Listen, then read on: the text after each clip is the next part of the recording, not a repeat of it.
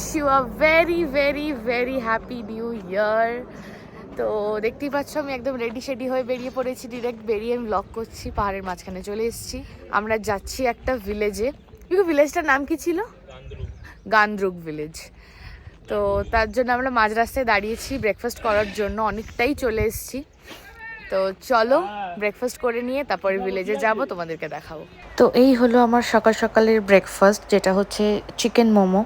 তো এই কদিন আমি মোমো খেয়েছি, বাট অতটাও ভালো লাগেনি, বাট এই মোমোটা একটু টেস্টি ছিল। তো যাই হোক, এই মোমো ফোমো খেয়ে তারপর আমরা এখান থেকে বেরিয়ে গেছিলাম নেক্সট লোকেশনে, যেটা হচ্ছে গান্দ্রুক ভিলেজ। তো তোমরা লোকেশনটা এনজয় করো, জাস্ট ভিউটা দেখো।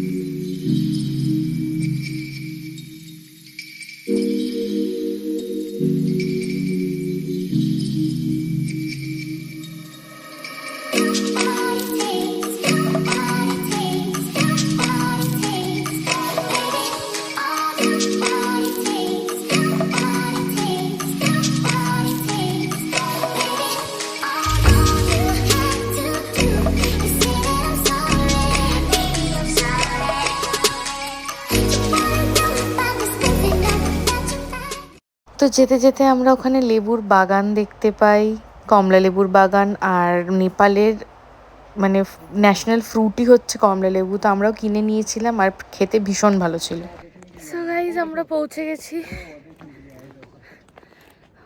এই জায়গাটার নাম কি আমি ভুলে যাচ্ছি বারবার। গান্দ্রুক। গান্দ্রুক পৌঁছে গেছি।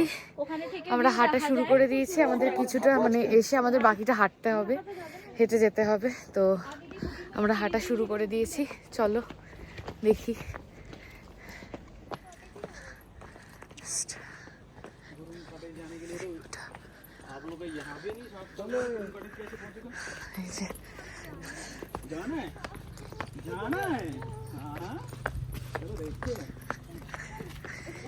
সিঁড়ি নেই, এটা তো ভালো রাস্তা, আরামসে যেতে পারবো।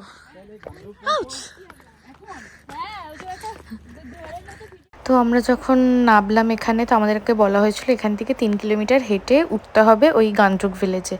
তো আমি ভেবেছিলাম প্রথমেই রাস্তাটা দেখে যে এটা তো প্লেন মানে নর্মাল একদম স্ট্রেট রাস্তা, আরামসে উঠে যেতে পারবো। বাট এটা আমার লাইফের মস্ত বড় ভুল ছিল যে আমি এটা ভেবেছিলাম যে প্লেন রাস্তা আছে বা এরকম একদম স্ট্রেট রাস্তা আছে, আমি উঠে যেতে পারবো। পরে তোমরাও দেখতে পাবে আমার কি অবস্থা হয়েছিল। মানে প্রচণ্ড অবস্থা খারাপ হয়ে গেছিলো। এটা পুরো চড়াই পাহাড়ের রাস্তা, যেরকম সিঁড়ি থেকে শুরু করে কি নেই রাস্তাটার মধ্যে। তো জাস্ট দেখো আমি হেঁটে হেঁটে যাচ্ছি আর আমার অবস্থাটা।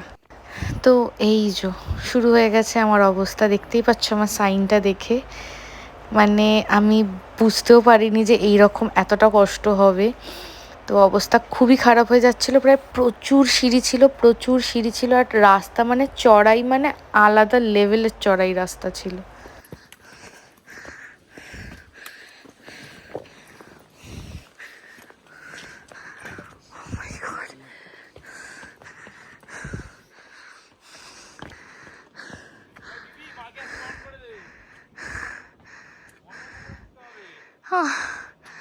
আমিও যাবো না, এখানেই থেকে যাই আমি।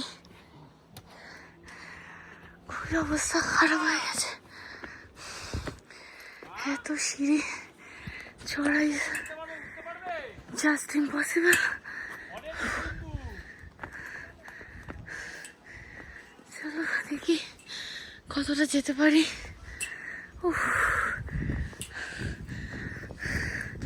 তো আমি এই জায়গাটায় এই ব্যানারটা দেখে ভেবেছিলাম যে হয়তো আমি আমার লোকেশনে পৌঁছে গেছি, বা যেই ভিলেজটা খুঁজছিলাম সেটাই পৌঁছে গেছি। বাট এটাও আমার সেকেন্ড ভুল ধারণা। এই জায়গাটাতেও সেই ভিলেজটা ছিল না, এখান থেকেও প্রায় আরও 2 কিলোমিটার ওপরে উঠতে হবে, তারপরে গিয়ে আমি আমাদের ওই ভিলেজটা পাই। তো এই গেটটার মুখে এসে আর পারছিলাম না, তো তাই একটুখানি বসেছিলাম রেস্ট নেওয়ার জন্য। তার উপরে এরকম চড়া রোদ ছিল, গরমও লাগছিল। তো সোয়েটারটা খুলে আবার হাতে নিয়ে একটা আলাদা ঝামেলা, তো তাই ওটা পরেই এগোচ্ছিলাম।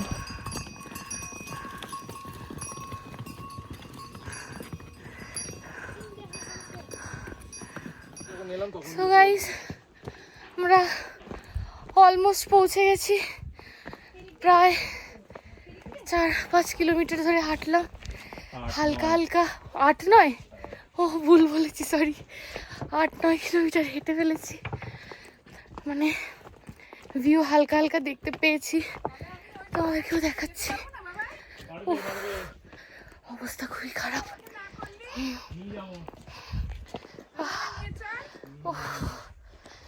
দেখো, আরে বাবা, এক্ষুনি পড়ে যাচ্ছিল।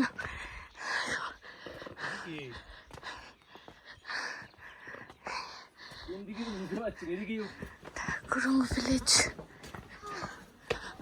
বাবারে।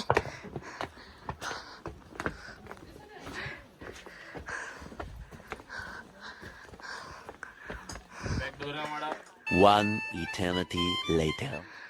ফাইনালি আমরা আমাদের লোকেশনে পৌঁছে গেছি। এই যে গুরুং কটেজ। উফ, প্রায় 15 কিলোমিটার হাঁটলাম। আমাদেরকে বলা হয়েছিল এটা 3 কিলোমিটার, বাট আমার যা হেঁটে মনে হলো এটা মিনিমাম 10-15 কিলোমিটার ছিল। এই চড়াই পাহাড় বলে হয়তো মনে হচ্ছিলো এটা আমার 10-15 কিলোমিটার, বাট অ্যাকচুয়ালি এটা 3 কিলোমিটারই ছিল। তো যাই হোক, প্রচুর উঁচুতে ছিল, একদম টপে ছিল। তো টপে গিয়ে এই ভিউটা দেখে মনটা ভালো হয়ে গেছিলো, সত্যিই মনটা ভালো হয়ে গেছিলো, এত সুন্দর একটা ভিউ দেখে। আমি একটু হাঁপাচ্ছি, একটু বেশি সাউন্ড আসছে, বাট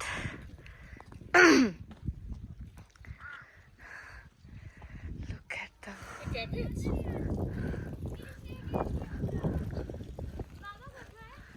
আসছে।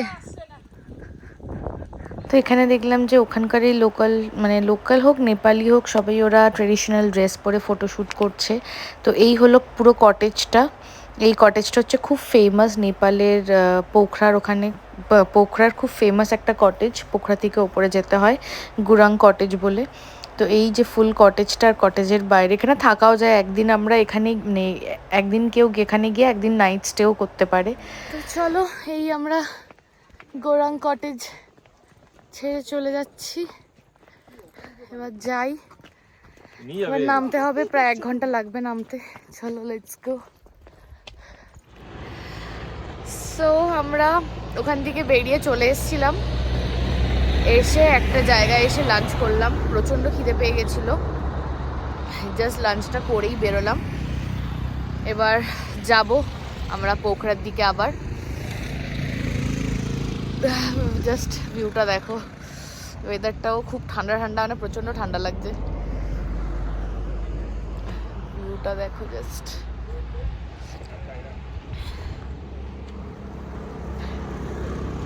তো চলো এবার বেরোই, গিয়ে হোটেলে গিয়ে দেখা হবে। তো সন্ধ্যের মধ্যে হোটেল পৌঁছে গেছিলাম, তারপরে ভিডিও করা হয়নি। তো তারপরে একটু সন্ধ্যের দিকে, মানে 7টা 7:30টার দিকে আমি, ভাই আর বোন 3জন মিলে আমরা একটু বেরিয়েছিলাম। তো ওখানে এরকম একটা ছোট মিনিসোর মতন একটা শপ দেখতে পেলাম, তো খুব ভালো লাগছিলো। তো তাই সেখানে একটু ঘোরাঘুরি করছিলাম। আর আমরা 3জন একটু মার্কেটটাও ঘোরাঘুরি করছিলাম, যেহেতু তার পরের দিন বেরিয়ে যাওয়ার ছিল আমাদের। তো তাই একটু ঘুরে ঘাড়ে দেখছিলাম জিনিসগুলো, খুব সুন্দর কিউট লাগছিল ব্যাপারটা আর কি। তো এরপরে দেখতে থাকো।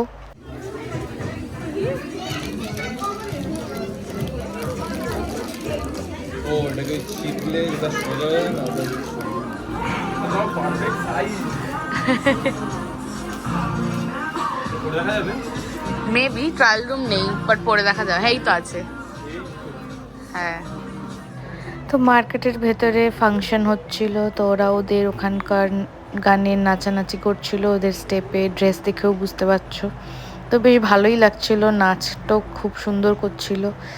তো আমরাও তাই দাঁড়িয়ে দাঁড়িয়ে দেখছিলাম, ফিল নিচ্ছিলাম। সো গাইজ, আমরা তো চলে এসেছিলাম ওখান থেকে ঘুরে ঘাড়ে, তারপরে এসে একটু রেস্ট নিচ্ছিলাম, আর শরীর দিচ্ছিল না, এত পা ব্যথা করছিল। তো যাই হোক, তারপরে সন্ধ্যের দিকে একটু বেরিয়েছি আমি, ভাই আর এই যে আমার বোন। সো আমরা একটু জুস টাইপের একটুখানি লিকুইড কিছু খেতে ইচ্ছা করছিল, তো তাই আমরা এই দোকানটায় চলে এসেছি। এই যে,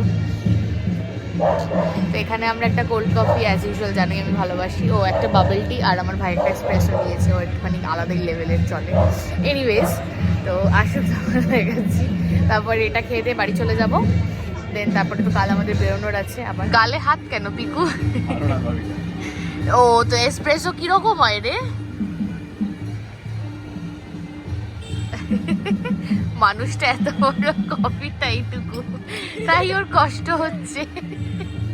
তুই কি বলতে চাস? আমার আর এটা দেখে আমি স্পিচলেস হয়ে গেছি, আমার আর কিছু বলার নেই না। 100 রুপিস, এটা 10 রুপিস, 10 রুপিস হওয়া উচিত। এই তো এটা ভাড়ের চার্জ, এগুলো হয় হ্যাঁ, এগুলো বেশি। 5 টাকা। চলো আমাদেরটাও আসছে। এই যে ওর বাবল টি। একবার খেয়ে বুঝে গেছি এটা কি ভালো লাগে এটা না, মানে আমার আসলে কিছু ড্রিঙ্কস খেতে ইচ্ছে করছিল, ওখানে কিনতে গেলাম না, মানে নে দেখি বাবল টি, ট্রাই কর দেখি কেমন। আরে কোনটা ঢোকা? এই সারাত করে মুখে আটা চলে গেল খা করে ভালো লাগে ভালো খেতে। ঠিক আছে, কষ্টে বলছে ও। আমি জানি না আমার আইস ব্লেন্ডেড মোকাও চলে এসেছে, তো টেস্ট করে দেখি কেমন। স্ট্রগুলো বাড়ি নিয়ে যাবি ওকে দেখো সাজিয়ে রাখো। প্রচন্ড স্ট্রগুলো স্ট্রং, বাড়ি জানি নিয়ে না রেখে তোমার দিয়েছি। ঘুম আসবে কিনা। স্ট্রগুলো তুই দেখেছিস কত But মোটা ভালো। মোটা এগুলো বাড়ি নিয়ে যাওয়ার জন্য। তো চলো আজকের ভিডিওটা এখানেই শেষ করছি, আবার দেখা হবে নেক্সট ভিডিওতে। কাল বাড়ি যাওয়ার পালা। তো চলো tata, good night, sweet dreams.